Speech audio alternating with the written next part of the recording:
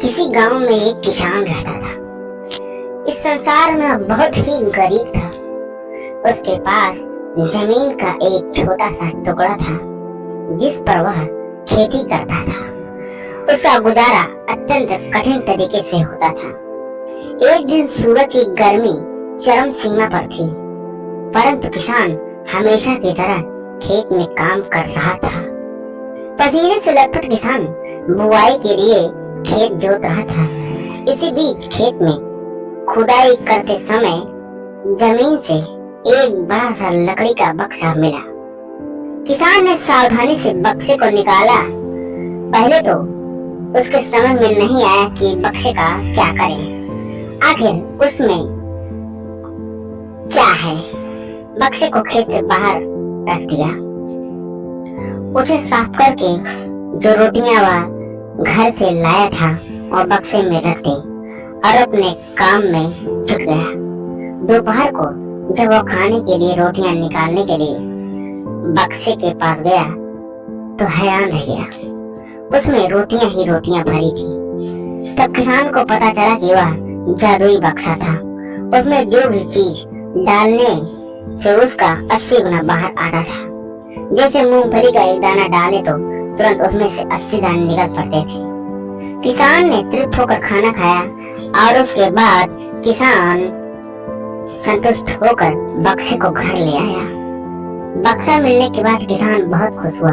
उसे लगा कि उसके सब दुख अब दूर होंगे। लेकिन वह लालची नहीं था, बल्कि धैर्यवान व्यक्ति था। उसने बक्से का दुरुपयोग नहीं किया। उसे जब भी किसी चीज की आवश्यकता होती तो बक्से से तुरंत प्राप्त कर लेता था। समय गुजरने के साथ साथ उसके बक्से के बारे में गांव के जमींदार को जब पता लगा, जमींदार बेहद लालची था और उसे लगा कि ऐसी ही जादुई चीज पर तो उसका अधिकार होना चाहिए। उसके आदेश पर जमींदार के लठैत किसान को पकड़ कर ले आए।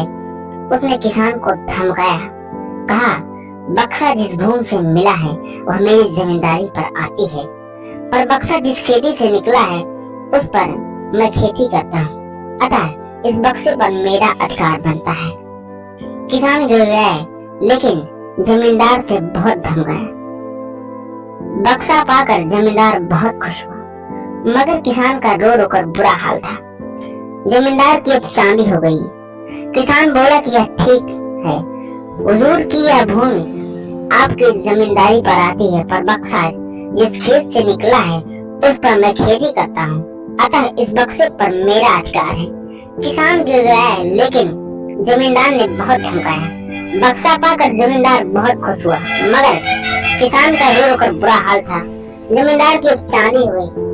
वह जो चाहता बक्से में डालता और उसे कई गुना पाकर खुश हो जाता। कुछ लोगों ने जादुई बक्से की खबर मंत्री जी के पास पहुंचा दी।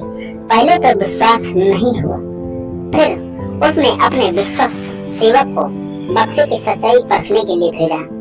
वहां जो उसने बक्से का जादू देखा तो मंत्री के पास जाकर सच्चाई बता दी। मंत्री ने जमींदार को बुलाया, फिर उसे डराते हुए कहा, हमें पता चला है कि तुम्हारे पास एक जादुई बक्सा है, उसे तुरंत हमारे हवाले कर दो।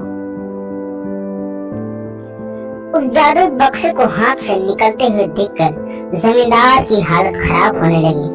उसने मंत्री से बहुत विनती की, पर मंत्री नहीं माना। बक्सा पाकर मंत्री मतवाला हो गया। विरोधियों को यह अच्छा मौका मिल गया। उन्होंने बक्से के साथ साथ मंत्री के निकम्मेपन की खबर भी राजा तक पहुंचा दी। बक्से की बात सुनकर राजा अधीर अधीर हो उठा। वह अपने सेनापति के साथ मंत्री के घर जा पहुंचा। उसने कहा, देश की सारी जमीन राजा की होती है, इसीलिए जादुई बक्से पर भी उसी का हक है। मंत्री ने बिना देरी किए बक्सा राजा को दे दिया। जादुई बक्से को पाकर राजा प्रसन्न हो गया। सबसे पहले राजा ने जादुई बक्से की मदद से अपने खजाने की वृद्धि की। फिर राजा को उस बक्से की सुरक्षा को लेकर चिंता हुई। राजा हर कीमत पर उस बक्से को अपने साथ रखना चाहता था। राजा ने सोचा कि इसका रहस्य ज्ञात करना चाहिए कि आखिर इस बक्से में है क्या। यह जानने के लिए राजा उसमें प्रवेश कर बैठा। जब बाहर निकला तो उसके पीछे पीछे 80 राजा बाहर निकले। असली राजा का कुछ पता नहीं चला। वो राज सिंहासन में कब्जा करने के लिए एक दूसरे से लड़ने लगे। ये जानकर किसान को बेहद दुख हुआ। वह अपने आप को कोसने लगा कि कितना अच्छा होता कि मैं बक्से को जमीन में खड़ा रहने देता।